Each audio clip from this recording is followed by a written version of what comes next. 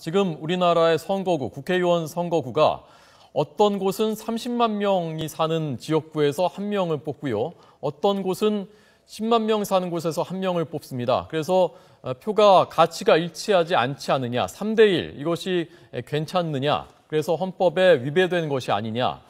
그래서 헌법재판소에서 이 문제를 그동안 재판을 해왔는데 오늘 결과가 나온 것입니다. 조임정 기자 연결해서 자세히 듣겠습니다. 조 기자 나오십시오. 네, 헌법재판소입니다. 네, 오늘 결정 내용 자세히 좀 설명해 주시죠. 네, 헌법재판소는 국회의원 지역선거구 구역표를 정한 공직선거법 조항이 헌법에 위배된다고 판단했습니다. 다시 말해 헌법 불합치 결정을 내린 건데요. 현행 법률은 국회의원 선거구 간의 인구 차이를 최대 3배까지 허용하고 있습니다. 예를 들면 지난 19대 총선 당시 최대 선거구인 강남 갑의 인구는 30만 6천여 명이고 최소 선거구인 경북 영천은 10만 3천여 명으로 3배가량 차이가 났습니다. 똑같이 국회의원 한 명을 뽑는데 영천의 한 표가 강남 갑의 한 표보다 3배나 많은 가치를 갖는 겁니다. 헌재는 이런 선거구 획정 기준이 투표 가치의 평등성을 위배한다고 봤습니다. 그러면서 선거구별 인구 편차를 현행 3대1이 아닌 2대1 이하로 바꿔야 한다고 판단했습니다. 이와 함께 현재 국회의원 선거구에 대한 구역표를 내년 말까지 개정하라고 명했습니다. 자, 그러면 내년 말 이후에는 완전히 선거구를 획정하는 것이 다 달라지겠군요.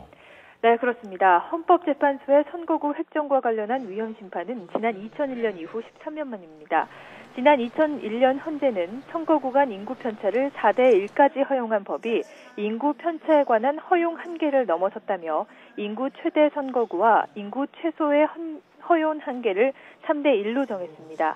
다만 당시 상당한 기간이 지난 후에는 2대1을 기준으로 위헌 여부를 판단해야 할 것이라고 명시했는데요. 그 결과가 오늘 나온 겁니다. 선거구 인구 편차의 비율을 더 엄격하게 적용해야 한다는 헌재의 결정이 나온 만큼 지역별 선거구 획정과 그에 따른 의석수에 큰 변화가 생길 것으로 예상됩니다. 우선 국회는 해당 법률 조항인 공직선거법 제25조 2항에 대한 개정 작업을 해야 할 텐데요. 하지만 국회의원 정수를 늘리지 않으면 다른 지역의 의원 수를 줄여야 하는 민감한 사안인 만큼 논의 과정에서 적지 않은 혼란이 예상됩니다.